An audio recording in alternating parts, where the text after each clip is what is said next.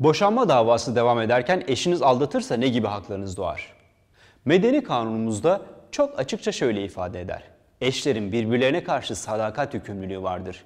Bu, evlilik devam ettiği sürece eşinize her anlamda sadık olmalısınız anlamına gelir. Yani boşanmaya karar vermiş olmanız bu hususu çiğneyebileceğiniz anlamına gelmez. Evlilik resmen bitmediyse sadakat yükümlülüğü de devam eder. Peki bunun davanıza etkisi ne olur?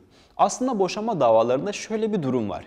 Dilekçe ve karşılıklı cevap süreleri, yani diğer adıyla ön inceleme süreci bittikten sonra iki tarafta iddialarını ve savunmalarını değiştiremezler, ekleme yapamazlar.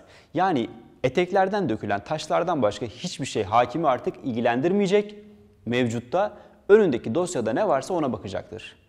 Lakin dava devam ederken aldatılmaya maruz kaldıysanız ve bu hususu mahkemede ispat edebiliyorsanız, hakim eşlerin sadakat yükümlülüğü gereği bu konuyu da davanın içerisindeymiş gibi değerlendirir ve değerlendirmeyi bu şekilde alır.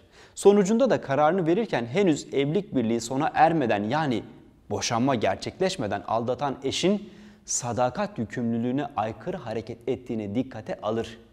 Davanız normal şekilde devam ederken eğer aldatılırsanız lehinize manevi tazminata hükmedilecektir. Böylece şunu anlıyoruz. Boşanacaksak da bunun dürüstçe ve birbirimizin onurunu kırmayacak şekilde gerçekleşmesi gerekiyor. Yoksa ucunda hiç ummadığınız biçimde manevi tazminat ödemek durumunda kalabilirsiniz.